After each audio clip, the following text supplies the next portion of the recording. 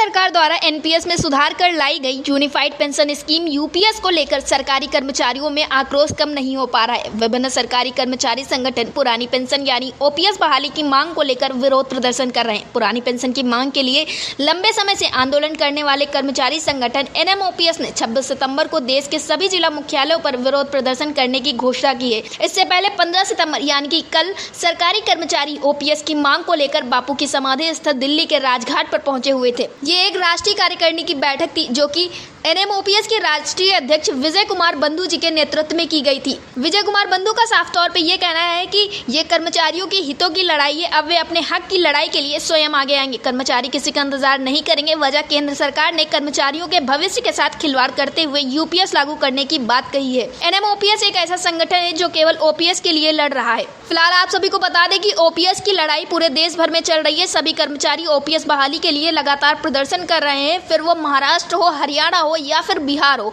और अटल टीवी की टीम लगातार ओपीएस के लिए कवरेज कर रहा है। और इस कड़ी में हमने बातचीत की national movement for old pension scheme Bihar राज्य के महासचिव शशि भूषण कुमार से, तो उन्होंने क्या कुछ कहा आप भी सुनिए। शशि भूषण जी, आपका हमारे चैनल अटल टीवी पे बहुत बहुत स्वागत है। ओपीएस को लेकर लगातार कर्मचारियों का प्रदर्शन जारी है और इसी कड़ी में कल कार्यकारिणी की बैठक भी थी जिसमें विजय कुमार बंधु जी पहुंचे हुए थे। तो क्या बिहार से आप लोग भी पहुंचे हुए थे? हाँ, बिहार मैं तो नहीं जा पाया था, एक्चुअली मेरी छुट्टी कैंसिल हो गई थी। अच्छा। पटना में विधिवत ड्यूटी लगने के कारण, और बिहार से एक गए थे रिप्रेजेंटेटिव जी। और जो भी फैसले हुए हैं राष्ट्रीय कार्यकारिणी में जी, सबका स्वागत है। और बिहार का बिहार जो टीम है जी, वो मजबूती के साथ पीठ खड़ा है जी, और मजबूत कर रहा है। और जो कार्यकारिणी में आदेश हुआ है उसका बिहार में अच्छा अनुपालन होगा जी। जैसा कि 26 सितंबर को एक कार्यक्रम होना है जिला मुख्यालयों पे, तो क्या बिहार में भी आप लोग जिला मुख्यालय पहुंचने वाले हैं और अपना प्रदर्शन करने वाले हैं?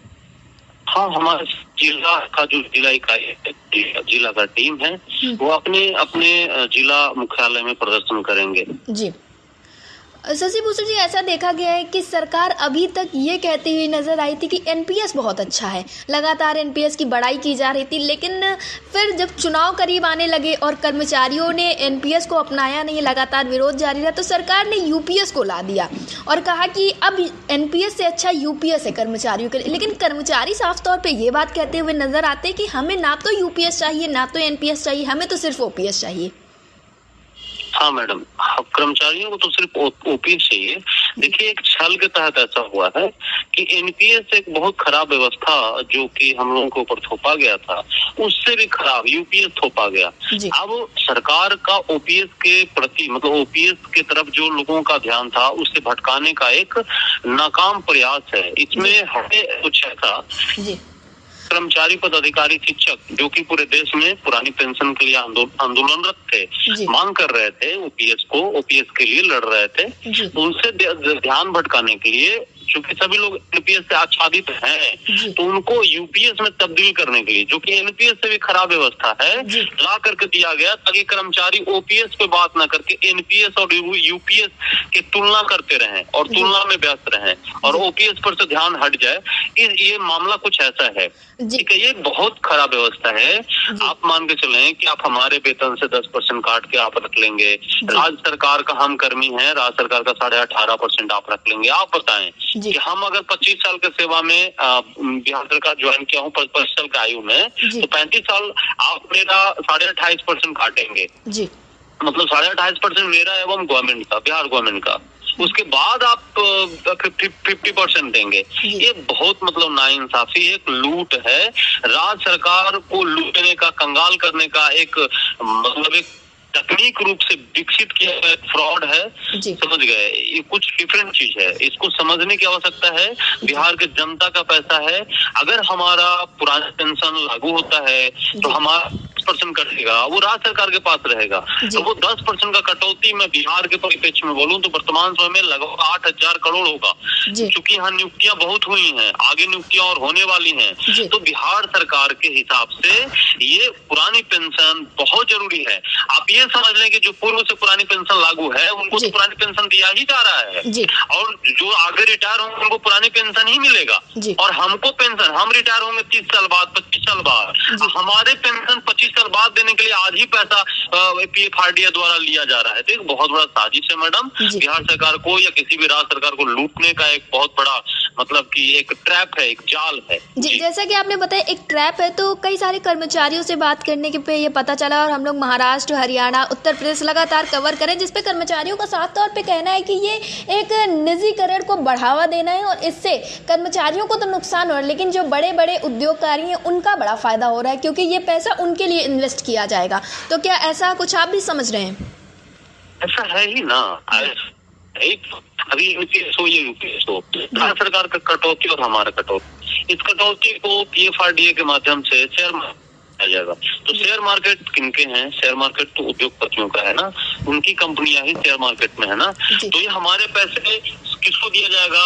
तो जो सरकार के सबसे करीबी, जो सरकार के सबसे करीबी लोग होंगे, जो चापलूस होंगे, सरकार की भक्ति कर रहे होंगे, उन कंपनियों को इसका फायदा मिले, निश्चित रूप से निजीकरण का बढ़ावा मिलेगा। और एक बात समझ लें, PFRDA अगर इस तरह चलती रही, ये इतना बड़ा है कि वो भारत से भी हो जाएगा।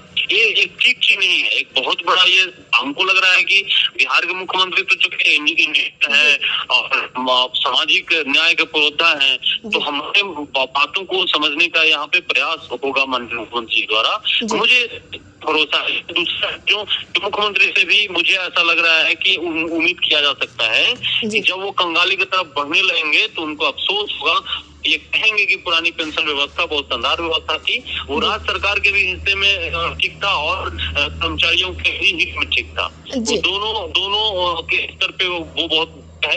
मान के चलिए कि हम हमको वेतन से, लेकिन हमारा वेतन का कटौती वो किसी तीसरे के पास क्यों जाए? साधारण सा बात है। जी शशि जी, जैसा कि देखा गया कर्मचारी तो लगातार पूरा प्रयास कर रहे हैं ओपीएस बहाली के लिए, प्रदर्शन लगातार जारी, वोट फॉर ओपीएस जैसे जो प्रोग्राम है, run for OPS, vote for OPS, फिर काली पट्टी बांध के प्रदर्शन करना हो, काम करना हो, या फिर ट्विटर पे #no NPS no UPS only OPS चलाना हो। कर्मचारी लगातार प्रयास कर रहे हैं इन सारी चीज़ों में अपना प्रतिभाग करें, लेकिन आप बिहार के अपने साथियों को क्या संदेश देना चाहेंगे? बिहार के साथियों से बस यही संदेश देना चाहते हैं कि NMOPS द्वारा चलाए जा रहे प्रत्येक अभियान, प्रत्येक मान के चलिए मूवमेंट, उसमें लोग ज्यादा शामिल हों, और सिर्फ और सिर्फ पूरे देश में पुरानी पेंशन के लिए लड़ने वाले सिर्फ और सिर्फ एक संगठन है। उस संगठन का नाम national movement for old pension है, जो राष्ट्रीय अध्यक्ष विजय बंधु जी एवं स्थित प्रज्ञा महासचिव जो हैं, इन सब के नेतृत्व में लड़ा जा रहा है। NMOPS पूरे देश में लड़ने वाली, OPS के लिए लड़ने वाली, आवाज उठाने वाली ही एकमात्र प्लेटफॉर्म है।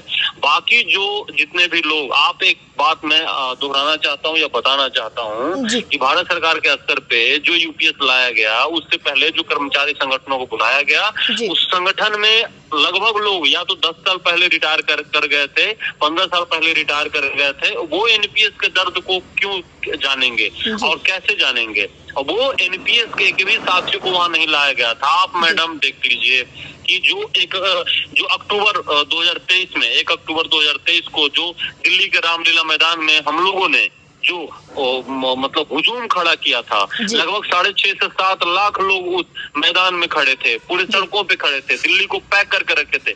और उस बीच में NMOPS के किसी भी एक नेता को, किसी भी एक कर्मी को या NPS से आच्छादित किसी भी कर्मी को डेलीगेशन में, उस मीटिंग में नहीं बुलाया गया। और वैसे लोगों को जो 15 साल 10 साल पहले रिटायर कर गए हैं, जो OPS से आच्छादित रह चुके हैं और पेंशन का मलाई खा रहे हैं, उनको बुला करके भारत सरकार क्या बताना चाहती है? तो ये NPS कर्मियों का साथ छल है। जी बिल्कुल। जी शशि जी, अटल टीवी से जुड़ने के लिए बहुत बहुत धन्यवाद।